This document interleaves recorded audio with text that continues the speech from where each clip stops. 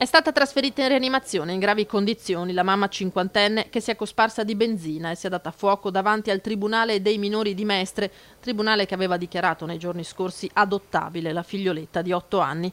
La donna di origini marocchine, residente a Padova, nel quartiere Torre, ha riportato ustioni profonde di secondo e terzo grado sul 50% del corpo. Sebbene le fiamme siano state spente in pochi secondi, le sue condizioni sono apparse subito critiche, tanto da dover essere intubata sul posto dai sanitari del SUAM 118, che l'hanno trasportata all'ospedale dell'Angelo, dove è stato deciso poi il trasferimento al centro Grandi Ustionati di Padova. La prognosi è dunque riservata e decisive saranno le prossime ore. Un caso drammatico che colpisce profondamente l'opinione pubblica, ma anche il gesto di una donna sola di cui le istituzioni non hanno saputo comprendere il dolore e a cui non hanno saputo offrire alcun sostegno, secondo Antonella Veltri, presidente della Rete Nazionale dei Centri Antiviolenza, dire.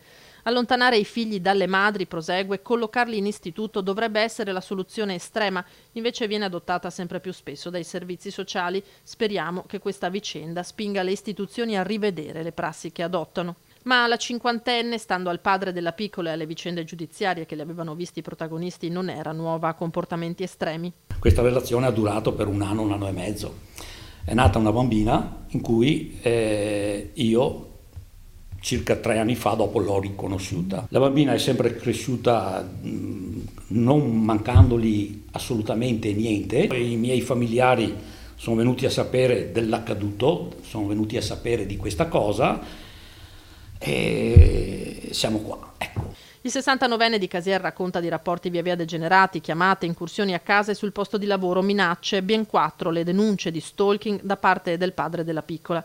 Infine la bambina era stata tolta alla madre e in questo quadro il padre non se l'è sentita di chiederne l'affidamento. Sarebbe una cosa peggiorativa per la bambina perché se la madre me la trovo fuori di casa dovrei ogni volta chiamare le forze dell'ordine, la bambina come crescerebbe? I fatti di ieri potrebbero cambiare gli scenari futuri, ma se dovesse essere confermata la strada dell'adozione, il 69enne non vuole comunque perdere il legame con la figlia. Io alla bambina sono affezionato, l'ho vista anche oggi, da mezzogiorno all'1:30 e sono felice di averla vista. Io ho chiesto al tribunale